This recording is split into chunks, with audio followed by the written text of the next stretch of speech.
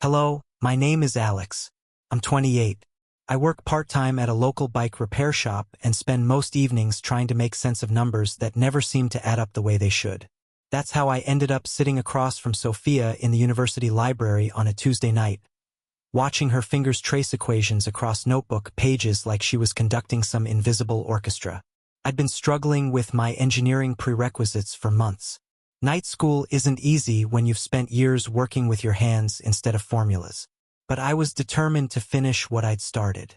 Sophia was recommended by the tutoring center as someone who could help students like me, older, working, trying to catch up on mathematics that most people learned when they were younger. She was younger than me, maybe 20, with dark hair that fell in waves past her shoulders and eyes that seemed to see patterns everywhere. When she explained calculus, her whole face lit up like she was sharing secrets about the universe. I found myself watching her hands more than the equations. The way she'd pause mid-sentence to push her hair behind her ear, the slight furrow in her brow when she was thinking through a particularly complex problem. We'd been meeting twice a week, the sessions usually lasting a couple of hours, sometimes longer if I was particularly confused about something. Sophia never seemed to mind the extra time. She'd just order another coffee from the library cafe and settle back into her chair, ready to explain derivatives for the third or fourth time until something clicked in my brain. Tonight felt different from the beginning. Sophia seemed distracted, glancing around the library more than usual, her pen tapping against the table in irregular rhythms. We were working through integration problems, and normally she would have filled pages with examples by now. Instead, she kept starting equations and then erasing them, shaking her head like she was arguing with herself. "You seem somewhere else tonight," I said, setting down my pencil. "Everything okay?" She looked up at me, and for a moment, I saw something in her expression I hadn't seen before. Uncertainty, maybe, or anticipation. "Alex, can I ask you something about why you're doing this?" "Going back to school." I shrugged. I guess I got tired of feeling like I was missing something, like there was this whole world of knowledge I'd never explored. But engineering specifically, why engineering? I thought about it and I like building things, fixing things, but I want to understand why they work, not just how to make them work. Does that make sense? Sophia nodded slowly, her fingers still playing with her pen. "It does, more than you might think." She was quiet for a long moment, staring at the open textbook between us. Then she did something she'd never done before. She closed the notebook we'd been working in, set it aside, and looked directly at me. "What I'm about to show you isn't written here," she said, gesturing toward the textbook. I felt something shift in the air between us, like when you're working on an engine and suddenly realize you've been approaching the problem from the wrong angle entirely. "What do you mean?" Sophia pulled out her phone and opened what looked like a design application. The screen filled with intricate geometric patterns that seemed to move and breathe as she scrolled through them. "I'm not just a math tutor," she said quietly. "I mean, I am, but that's not all I do." The patterns on her screen were mesmerizing. Fractals that spiraled into infinity, mathematical curves that somehow formed shapes that looked almost organic, like leaves or shells or the grain in wood. "These are beautiful," I said. "Did you create them?" "I've been working on them for years.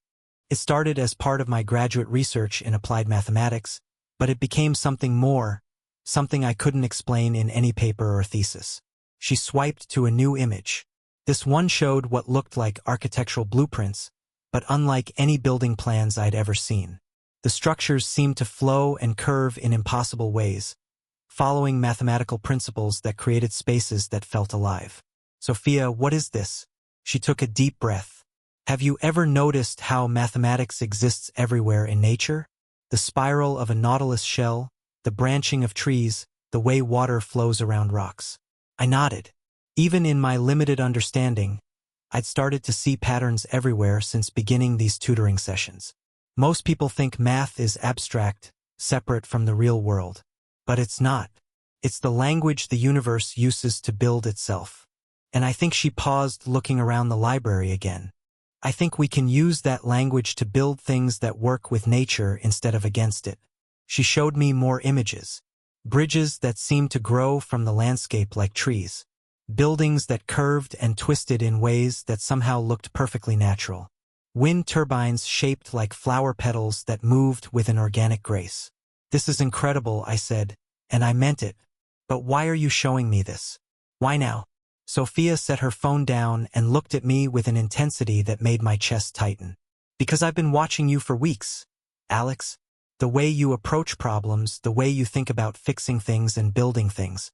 You don't just want to force solutions. You want to understand the underlying principles. I'm not sure I follow. Most engineers I know, they learn the formulas and apply them. It's mechanical, systematic.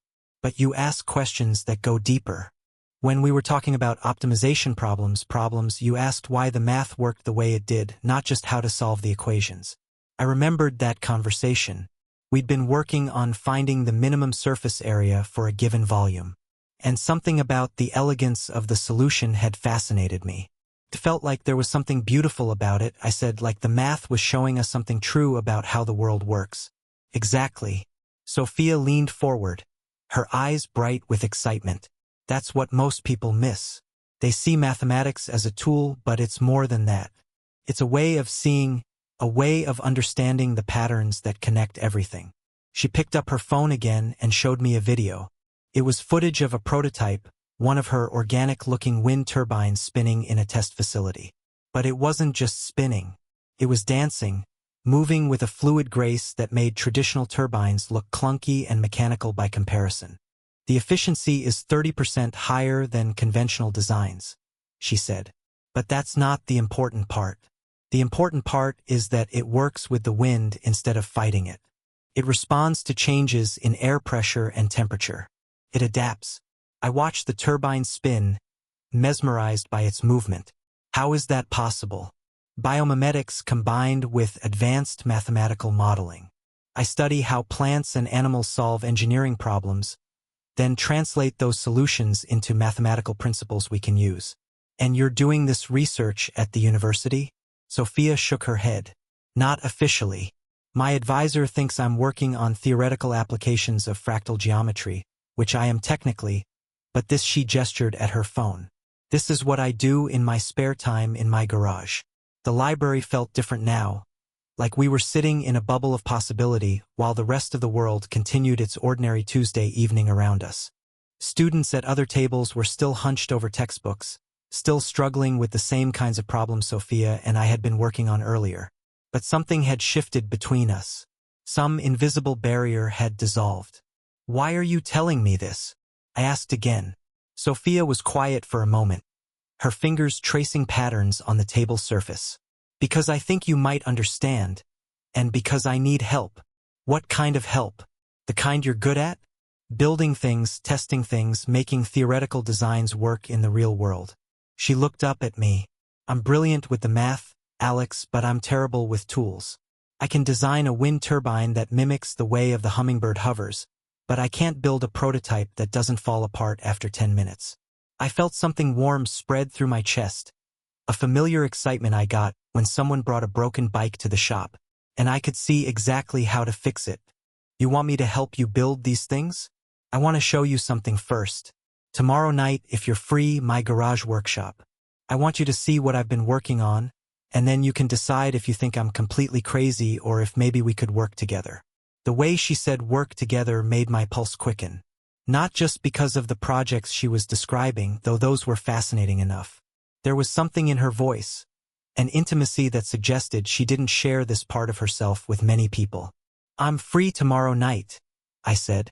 Sophia smiled, and it was different from her usual tutoring smile. Warmer, more personal. Good. But Alex, this stays between us for now. The university wouldn't understand, and I'm not ready to explain it to anyone else yet. Of course. She gathered her things, sliding the phone back into her bag and closing the textbook we'd barely touched. We should probably do some actual calculus next week, she said with a laugh. I mean, you are paying me to help you pass your classes, right? The classes, suddenly my engineering prerequisites seemed less important than they had earlier. Sophia, can I ask you something? Sure. How long have you been working on this alone? She paused, her bag half-packed. Since I started graduate school. Maybe longer if I'm being honest.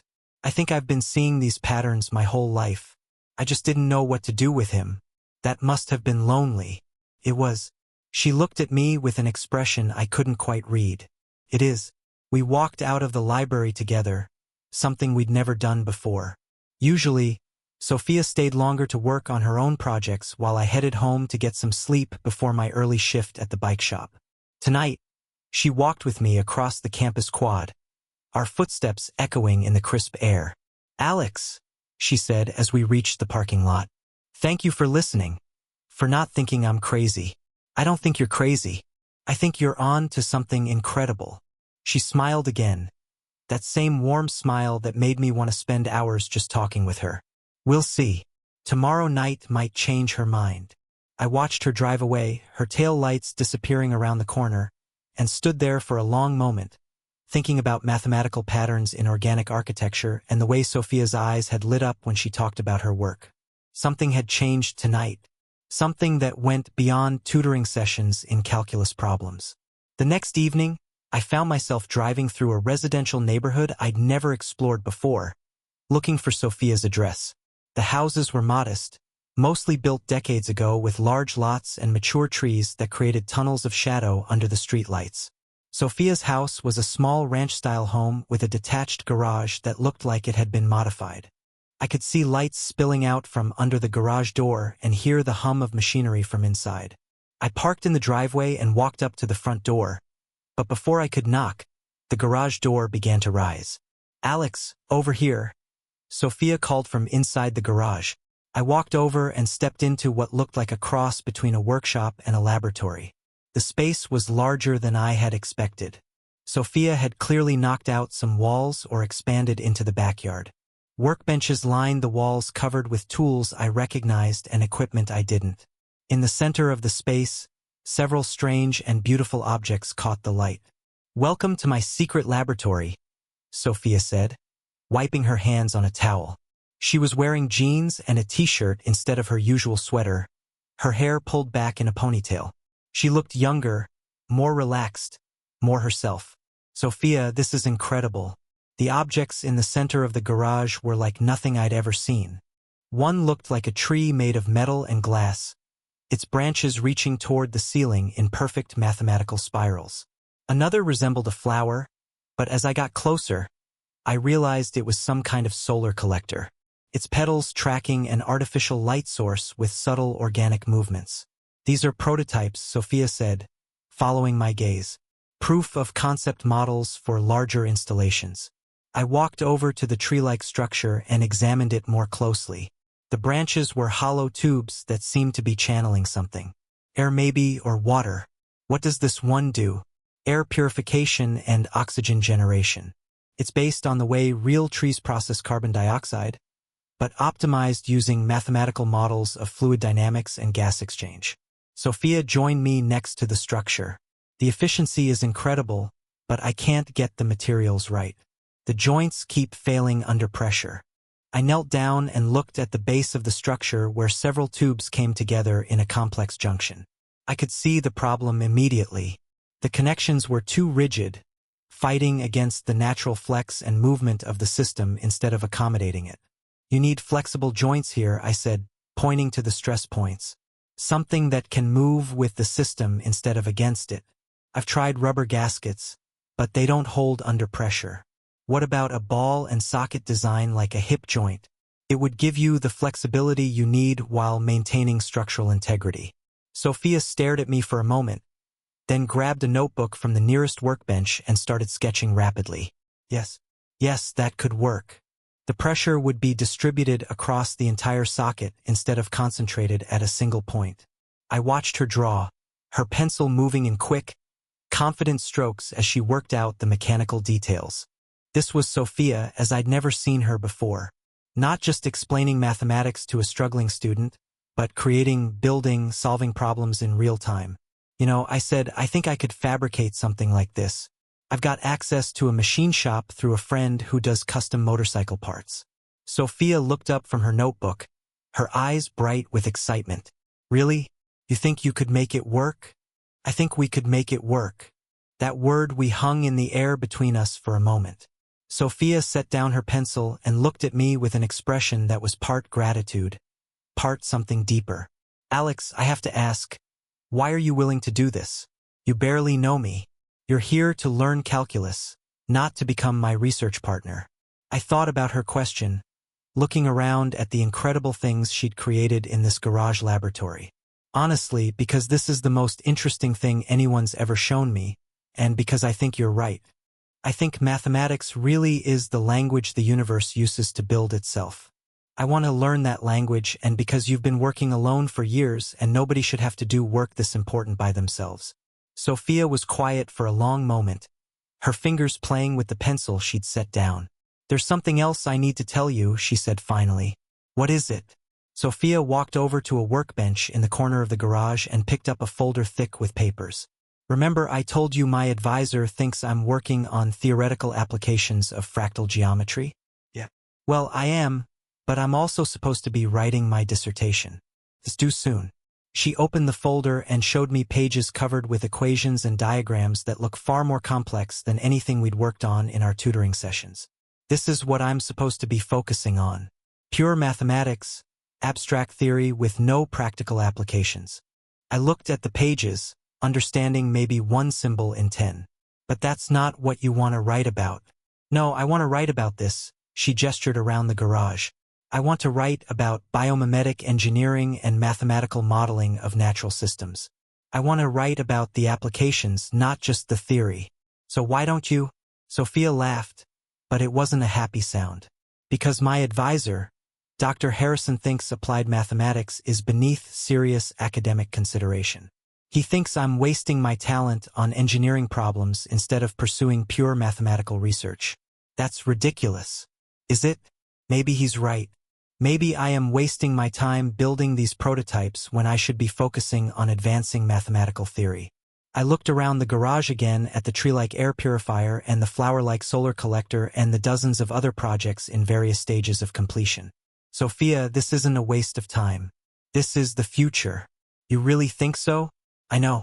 So, look, I'm not a mathematician or an engineer yet, but I know good work when I see it, and I know that the world needs solutions like these. Sophia set the folder down and leaned against the workbench. The problem is I can't do both. I don't have time to finish my dissertation and continue this research and build working prototypes. Something has to give. What if you didn't have to choose? What do you mean? I was thinking out loud now, the way I did when I was troubleshooting a particularly complex repair. What if your dissertation was about this work? What if you could prove that your biomimetic designs are actually advancing mathematical theory? Harrison would never approve a dissertation like that. Then maybe Harrison isn't the right advisor for you. Sophia stared at me like I'd suggested she drop out of school entirely. Alex, you don't understand. Dr. Harrison is one of the most respected mathematicians in the country. Having him as my advisor opens doors. Without his support, I might never get a job in academia. Do you want a job in academia? The question seemed to catch her off guard. She was quiet for a long moment, looking around the garage at her creations. I want to do work that matters. I want to solve problems that make the world better. I thought academia was the way to do that, but now I'm not sure. What if there was another way? Like what? I was venturing into territory I knew nothing about. But something about the evening, the intimacy of being in Sophia's private workspace, the excitement of seeing her real work, the possibility of being part of something important made me bold. What if we started a company? Sophia laughed. A real laugh this time. A company? Alex, I'm a graduate student with no business experience in a garage full of prototypes that barely work. You're a bike mechanic taking night classes. We're not exactly venture capital material. Maybe not yet. Not. But think about it. You have the ideas and the mathematical knowledge. I have practical skills and access to fabrication resources. Between us, we could probably build working versions of these designs. And then what? Sell them out of my garage? Why not? At least at first. Look, I don't know anything about starting a business, but I know there are people out there who would pay good money for technology like this. Environmental groups, green energy companies, research institutions. Sophia picked up the pencil again and started drawing abstract patterns on the edge of her notebook. It's crazy, she said. Maybe, But is it crazier than spending the rest of your life writing papers about abstract mathematical theory that nobody will ever read? She looked up at me and I could see her mind working, weighing possibilities and risks. You're serious about this? I'm serious about helping you build these things. Whether that's as a hobby, a side project, or eventually a business, I'm in. Why? It was a fair question, and I tried to give her an honest answer. Because for the first time since I went back to school, I feel like I understand what I'm supposed to be doing with my life. And because I think you're brilliant, and I want to be part of whatever you're building here. Sophia set down her pencil and walked over to the solar collector prototype. She touched one of its petals gently, and the whole structure responded by shifting slightly toward her hand, following the warmth like a real flower following the sun. I built this, she said quietly. It was the first time one of my designs actually worked the way I'd imagined. Watch it. I sat in this garage until late just watching it move, and I thought, this is it. This is what I'm supposed to be doing. What stopped you from pursuing it? Fear, I guess. Fear that I was wrong. That I was throwing away a safe academic career for something that might not work. Fear that I wasn't good enough to make it work on my own. You're not on your own anymore. She turned to look at me and something passed between us that went beyond collaboration or partnership. It was recognition. Maybe the sense that we'd found something in each other that we hadn't even known we were looking for. Alex, if we're going to do this, there are things you should know about me. Like what? Like the fact that I'm completely obsessive when I'm working on something that interests me. I'll stay up for days straight if I'm onto something and I'll forget to eat or sleep or return phone calls. That doesn't sound so bad. And I'm terrible at explaining my ideas to people who aren't mathematically trained. I get impatient when people don't understand things that seem obvious to me. You've been pretty patient with me during our tutoring sessions. That's different.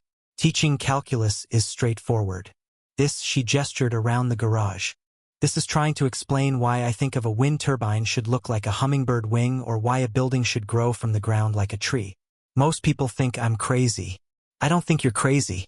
You might want to spend more time with me. I walked over to where she was standing next to the solar collector.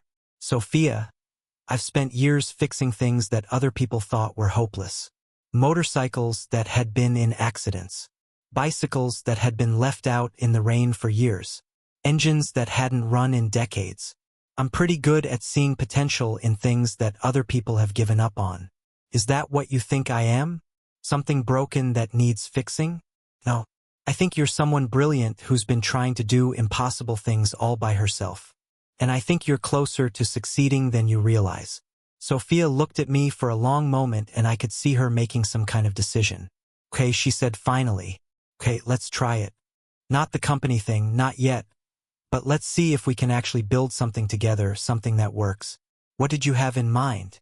She walked over to another workbench and picked up a set of plans I hadn't noticed before. This? She said, spreading the papers out for me to see. The drawing showed what looked like a small building, but unlike any architecture I'd ever seen. The structure seemed to flow and curve like it had grown from the ground with walls that twisted and branched like tree trunks in a roof that undulated like a hillside. It's a prototype for sustainable housing, Sophia explained. The walls are designed to regulate temperature naturally, using the same principles that trees use to manage heat and cold. The roof collects rainwater and channels it through the structure for cooling and irrigation. The whole building is essentially a living system. I studied the plans more closely. The engineering was complex, but I could see how it might work. Have you built any part of this? Just small models, but I think we could build a full-scale version. Maybe not a whole house, but a small structure, a studio or workshop. Where would we build it? Sophia smiled, and I could see excitement building in her eyes. My backyard. It's bigger than it looks from the street, and it's completely private. We could build something maybe 12 x 12 feet big enough to prove the concept works. I looked at the plans again, my mind already working through the practical challenges, materials, foundations, permits, construction techniques. It would be complicated but not impossible. How long do you think it would take if we worked on it weekends and evenings? Maybe a few months to a year, depending on how complex we make it. And your dissertation? Sophia was quiet for a moment. I've been thinking about what you said about writing my dissertation on this work. Maybe there's a way to do both. Build the prototype and document the mathematical principles behind it. You think Harrison would go for that? Probably not. But maybe I don't need Harrison's approval as much as I thought I did. We spent hours going over the plans in detail. Sophia explaining the mathematical principles behind each design element while I worked through the practical construction challenges. By the time we finished, it was late and we had filled several pages with notes and modifications. I should probably let you get some sleep, Sophia said, looking at the clock on her workbench. You have to work tomorrow. Yeah, but this was worth staying up for. I gathered my jacket from where I draped it over a chair. When do you want to start? Start building this thing?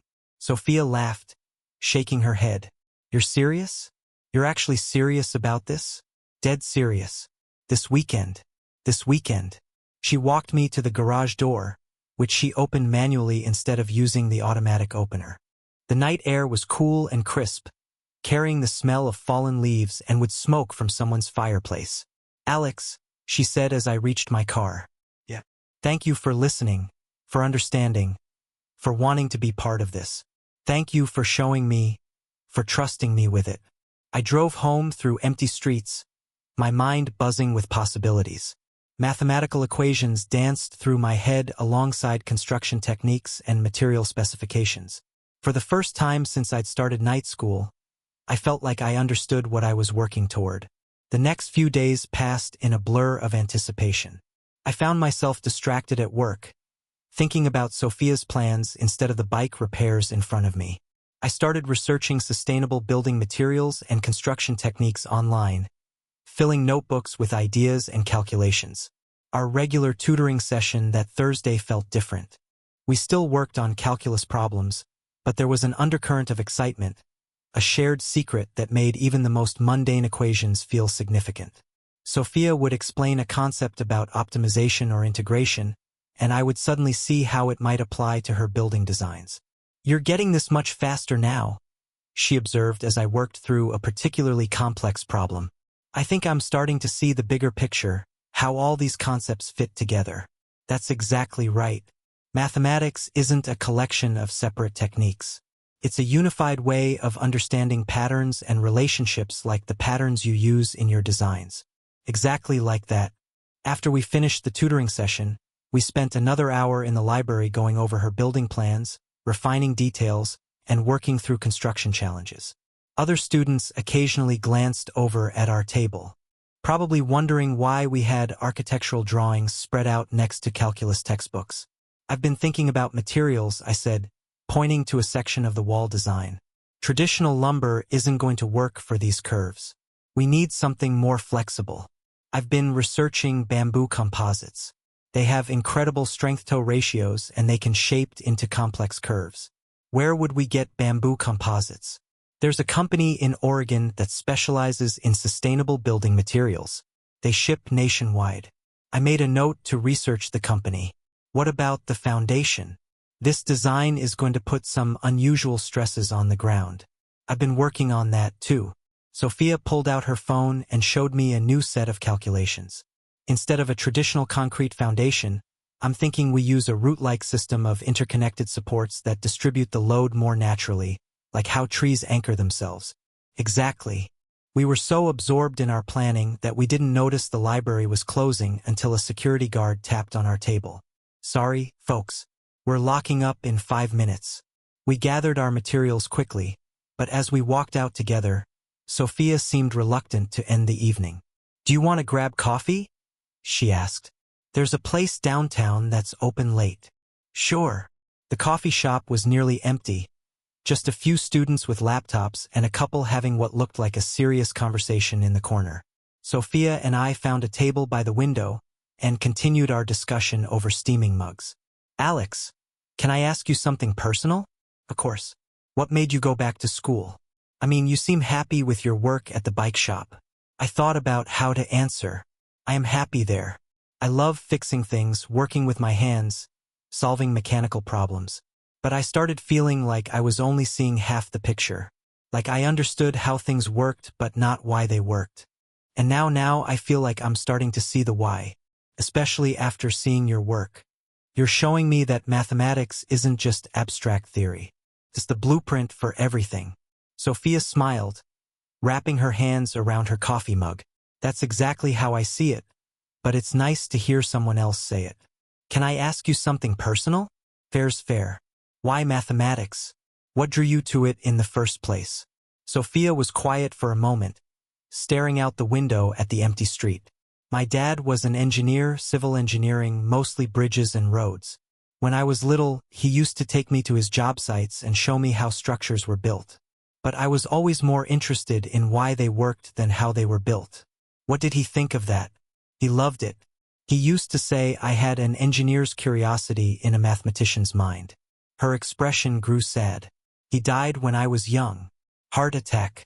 I think part of me has been trying to finish the conversations we never got to have. I'm sorry. It's okay. It was a long time ago, but I think that's why I'm so drawn to applied mathematics. I want to build things that would have made him proud. I think this project would definitely make him proud. Sophia looked at me across the table, and I saw something in her expression that made my chest tighten. I hope so. I really hope so. Saturday morning arrived gray and drizzly. The kind of weather that makes you want to stay in bed with a cup of coffee and a good book. But I was up early loading tools into my truck and driving across town to Sophia's house. We had agreed to start with site preparation, clearing and leveling the area where we would build our prototype. Sophia was already outside when I arrived, wearing work clothes and rain boots, her hair pulled back under a baseball cap. She had coffee waiting in a thermos and a stack of pancakes wrapped in foil. Breakfast, she said, handing me the food. I figured we'd need fuel for manual labor. You didn't have to do that. I wanted to. Besides, I'm probably going to need a lot of help with the physical work. My engineering skills are mostly theoretical. We walked around to her backyard, which was larger than I'd expected and completely private, surrounded by mature trees and a tall wooden fence. In the center of the yard, Sophia had marked out a 12x 12-foot square with spray paint. This is where we want to build it. What do you think? The drainage is good. It gets morning sun, but afternoon shade, and it's far enough from the house to be its own space. I walked around the marked area, checking the slope and soil conditions. It looks perfect. The ground is level and we're far enough from any trees that we won't have root problems. So we can actually do this. We can actually do this. We spent the morning clearing the area of grass and debris, working mostly in comfortable silence. Sophia was stronger than she looked, and she attacked the work with the same focused intensity I'd seen when she was solving mathematical problems. By lunchtime, we had a clean, level plot, ready for the next phase of construction. Phase 1 complete, Sophia said, wiping dirt from her hands with a towel. Phase 1 complete. What's Phase 2? Foundation work. But first, I want to show you something. She led me back to the garage where she had set up a new workstation since my last visit. On the table was a detailed scale model of the building we were planning to construct, maybe 18 in square and intricately detailed. I built this over the last few days, she said. I wanted to work through some of the construction details before we started building the real thing. The model was beautiful, like a piece of sculpture that happened to be architecture. The walls curved and flowed like frozen water, and the roof undulated in gentle waves that seemed to follow some organic logic. Sophia, this is incredible. How did you make it? 3D printing for the basic structure, then hand finishing for the details. But look at this. She touched a small switch, and the model began to glow softly from within. I built in LED lights to simulate how natural light would flow through the structure. The effect was magical. Lights seemed to move through the walls like sunlight filtering through leaves, creating patterns that shifted and danced across the interior surfaces. The walls are designed to channel light naturally, Sophia explained. During the day, you wouldn't need artificial lighting. And see how the roof collects rainwater. She dripped water from a small bottle onto the model's roof, and I watched it flow along hidden channels into a tiny reservoir at the base of the structure. It's like a living building. That's exactly what it is. It responds to its environment, adapts to changing conditions, works with natural forces instead of fighting them. I studied the model more closely, noting details I hadn't seen in the plans. How are we going to replicate this level of complexity in the full-scale version? That's the challenge. Some of these features will be easier to implement than others. The basic structure and the water collection system should be straightforward. The light channeling will be more complex, but possible. I think so. It might take some experimentation, but I think we can make it work. We spent the afternoon going over construction details, using the model to work through potential problems before we encountered them in the real build. Sophia had thought through every aspect of the design, from the foundation system to the roof structure to the interior finishing. You know, I said as we took a break for coffee, this isn't just a prototype anymore. This is a real building, something you could actually live or work in. I know. That's what makes it exciting and terrifying at the same time. What's terrifying about it? Sophia was quiet for a moment, looking at her model. What if it doesn't work? What if all these calculations and theories don't translate into a real structure that actually functions the way it's supposed to? Then we'll figure out what went wrong and fix it. That's how engineering works, right? You build something, test it, learn from it, and improve it. You make it sound so simple. Maybe it is simple. Maybe we're overthinking it. Sophia laughed. A mathematician and a mechanic walk into a backyard and build something amazing. She looked at me with an expression that was part gratitude, part something deeper. I really hope so, Alex. I really hope so. As evening approached and we prepared to call it a day, Sophia walked me out to my truck. The rain had stopped and the air smelled clean and fresh. Same time tomorrow, she asked. Wouldn't miss it. Alex? Yeah. Thank you for today, for all of this. I know I keep saying that, but I mean it. Having someone to share this with makes all the difference. Thank you for letting me be part of it. I drove home through the quiet streets, thinking about mathematical models and organic architecture in the way Sophia's eyes had lit up when she showed me her prototype. Something was building between us that went beyond the structure we were planning to construct. Something that felt as natural and inevitable as the mathematical patterns Sophia saw everywhere in the world around us. The next few weeks fell into a rhythm. Weekdays, I worked at the bike shop and attended classes. Thursday evenings, Sophia and I met for tutoring sessions that increasingly became planning sessions for our building project. Weekends, we worked in her backyard, slowly bringing her vision to life. The foundation work took longer than expected. Sophia's root-like support system required precision that challenged both of us, but gradually we developed techniques that worked. I learned to think like a mathematician, considering the elegant solutions that mathematics suggested. Sophia learned to think like a builder, understanding the practical constraints that theory had to accommodate. We had completed the foundation and begun work on the wall structure.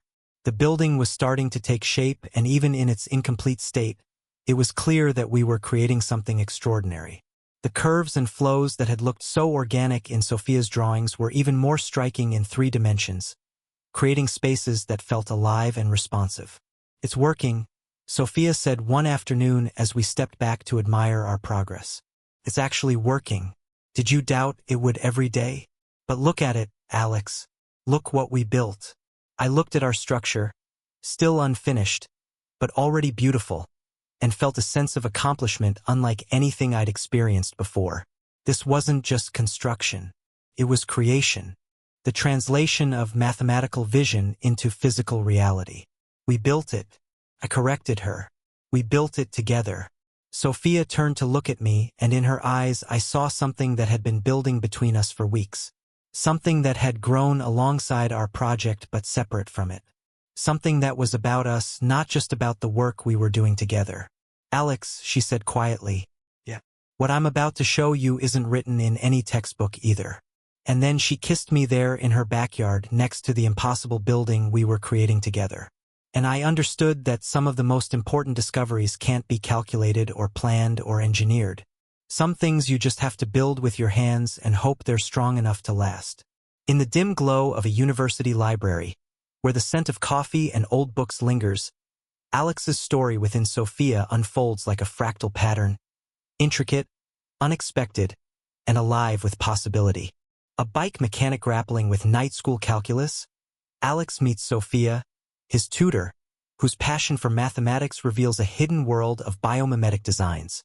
When she shuts the notebook and says, What I'm about to show you isn't written here. She unveils her vision. Organic structures that dance with nature's rhythms. Their collaboration from late-night talks to building a living prototype in her backyard sparks a connection that transcends equations. This tale teaches us that life's greatest discoveries come from daring to share our deepest passions. Sophia's courage to trust Alex with her unconventional dreams and Alex's willingness to join her in building the impossible show that true connection is forged in vulnerability and shared purpose.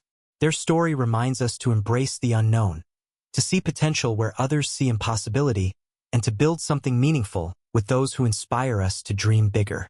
Have you ever found purpose in an unexpected partnership or dared to share a dream that felt too big? Share your story in the comments. We'd love to hear how you've built something extraordinary with someone special. If this tale of courage, connection, and creation resonates, subscribe and hit the bell for more stories that inspire us to chase what matters. Let's keep building dreams.